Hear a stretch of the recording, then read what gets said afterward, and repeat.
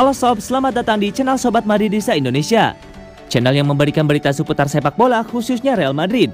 Buat kalian yang baru bergabung, jangan lupa untuk klik like dan juga subscribe agar kalian tidak ketinggalan informasi lainnya dari channel Sobat Madridista Indonesia. Selamat menyaksikan Hala Madrid. Wah, Reinier pulang ke Real Madrid lebih awal.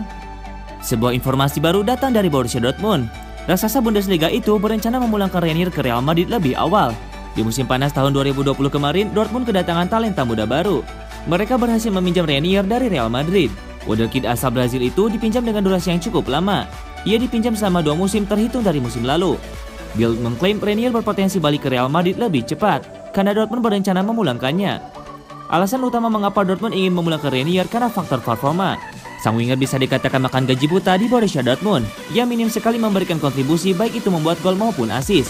Sehingga Dortmund menilai sia-sia mereka meminjamnya dari Madrid hanya untuk jadi pemain pelapis. Menurut laporan tersebut, tim pelatih Dortmund memberikan tenggat untuk Reinier hingga akhir tahun ini. Mereka berharap sang winger bisa menunjukkan potensi terbaiknya. Mereka ingin Reinier mulai aktif membuat gol dan assist bagi Borussia Dortmund. Jika Reinier gagal memenuhi target, maka ia akan langsung dipulangkan ke Real Madrid. Musim ini Reinier belum sekalipun dimainkan di Bundesliga. Jadi ia belum mengemas satupun gol maupun assist bagi Dortmund.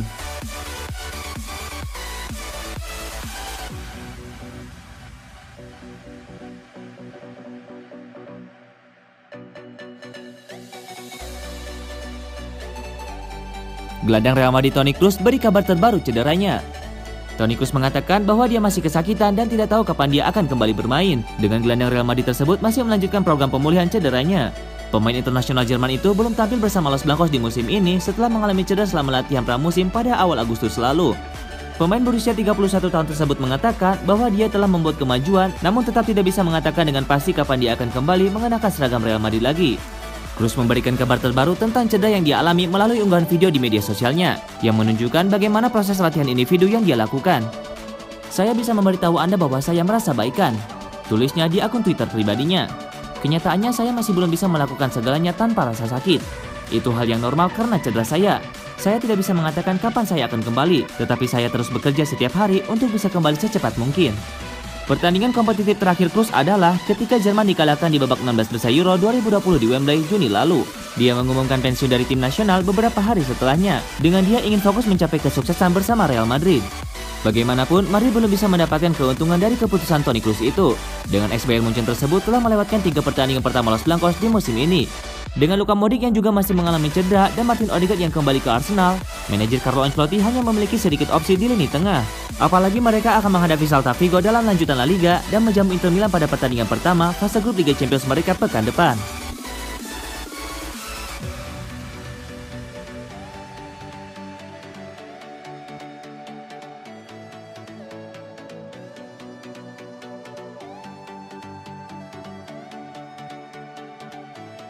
Gareth Bale ungkap alasan mau kembali ke Real Madrid. Gareth Bale mengungkapkan alasan ia memilih kembali ke Real Madrid. Menurut pemain asal Wales itu, atmosfer di Real Madrid kini lebih kondusif. "Saya kira saya tampil baik bersama timnas Wales di Euro. Saya membawa pencapaian tersebut ke Real Madrid musim ini, di mana sekarang lingkungannya lebih baik," ujar Bale seperti dilansir Sportskeda. Bale sempat kembali ke Tottenham musim lalu dari Real Madrid. Penyebabnya ia tak akur dengan pelatih Real Madrid saat itu, Zinedine Zidane. Di bawah asuhan pelatih asal Prancis tersebut, Bale lebih banyak duduk di bangku cadangan. Bale bahkan sempat masuk ke dalam tim beberapa pertandingan. Kini Real Madrid diasuh Carlo Ancelotti. Bale mengakui ia punya hubungan akrab dengan pelatih asal Italia tersebut. Namun Bale menegaskan dirinya tetap perlu bekerja keras demi masuk tim utama. "Saya selalu punya hubungan baik dengan Ancelotti," kata Bale. "Tetapi ini belum sama. Anda harus bermain baik supaya masuk tim utama. Saya menjalani pramusim yang baik untuk memulai musim ini," ujarnya menambahkan.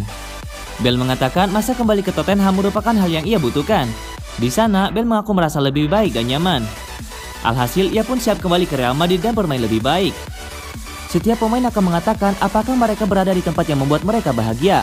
Kemudian secara fisik, mereka akan merasa lebih baik dan tampil lebih baik pula," ujar Bale. "Saya merasa lebih senang dan nyaman dengan gaya bermain Real Madrid saat ini," katanya mengakhiri.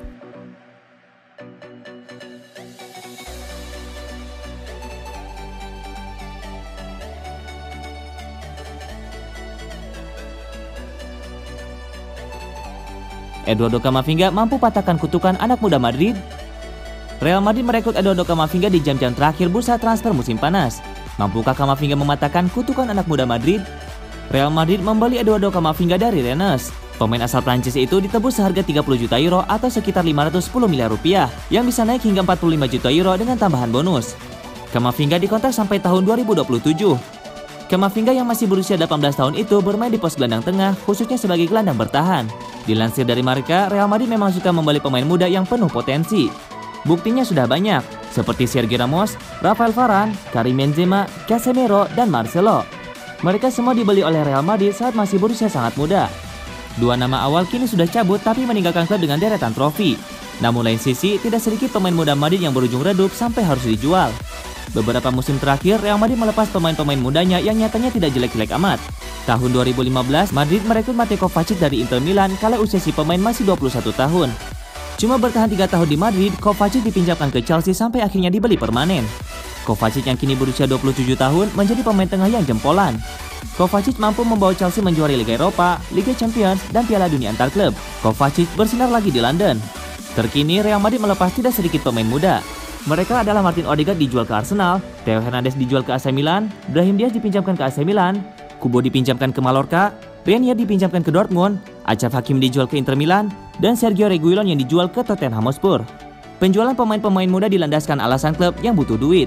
Tak ayal, dampak pandemi corona membuat keuangan klub tumbang dengan berkurangnya pemasukan.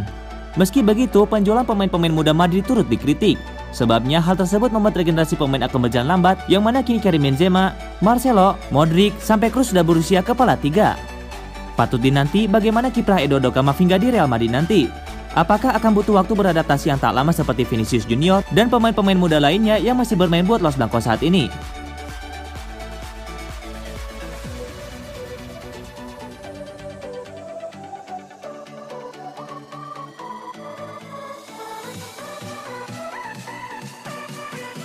Parno, alasan Real Madrid beri kontrak jangka panjang untuk Federico Valverde. Sebuah informasi menarik beredar terkait perpanjangan kontrak Federico Valverde di Real Madrid. El Real dilaporkan memberi kontrak jangka panjang untuk sang pemuda karena sebuah ketakutan tersendiri. Beberapa bulan terakhir, Real Madrid sedang gencar memberikan kontrak baru kepada para pemainnya. Hampir di setiap pekan, ada saja pemain El Real yang diumumkan memperbarui kontraknya. Salah satu yang baru-baru ini mendapatkan kontrak baru adalah Federico Valverde. Sang gelandang diikat dengan kontrak berdurasi 6 tahun di Los Blancos. Fabrizio Romano mengklaim ada alasan mengapa kontrak Valverde sangat panjang, karena ada ketakutan tersendiri dari pihak Real Madrid. Menurut laporan tersebut, Real Madrid cenderung takut jika Valverde dibajak oleh klub-klub IPL. Jadi manajemen Real Madrid mulai khawatir jika Valverde dibajak, sehingga mereka mengambil langkah pencegahan tersebut. Menurut laporan tersebut, manajemen Real Madrid pada awalnya ingin memberi kontrak berdurasi 4 tahun untuk Valverde. Namun melihat situasi yang berkembang, mereka menilai kontrak itu masih dirasa kurang aman, sehingga mereka menambahkan durasinya menjadi 6 tahun. Valverde happy dengan penawaran Real Madrid, sehingga ia senang memutuskan bertahan di Real Madrid. Menurut laporan yang beredar, Real Madrid memproteksi Valverde dengan klausul rilis yang sangat besar. Mereka memagari sang gelandang dengan klausul 1 miliar euro.